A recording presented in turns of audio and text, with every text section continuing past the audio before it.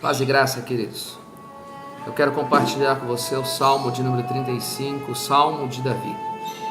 Esse salmo é bastante interessante porque vai falar muito da questão da personalidade e uma característica de um ser humano comum.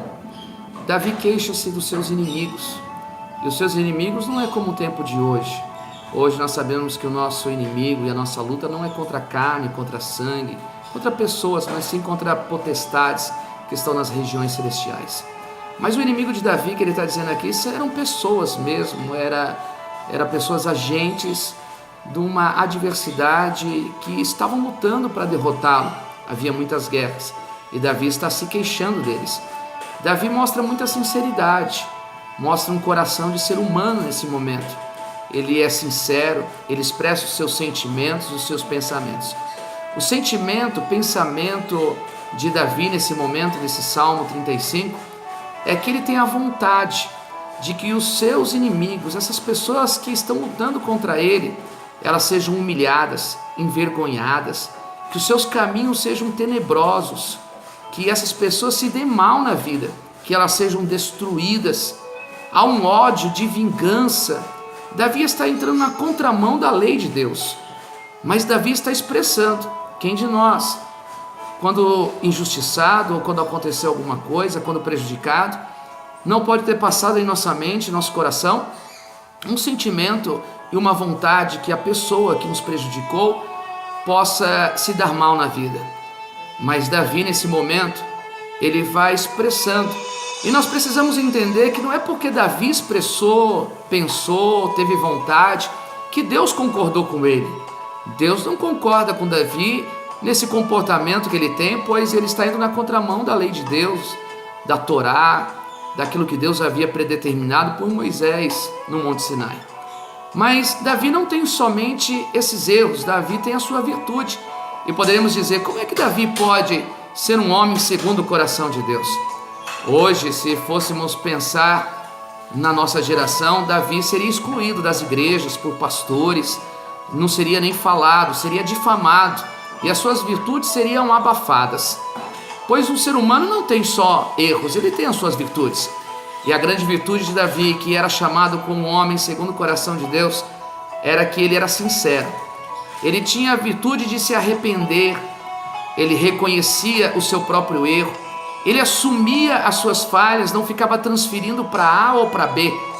Ele aceitava a correção de Deus e dos profetas, inclusive de Natã, quando foi corrigi-lo do seu erro.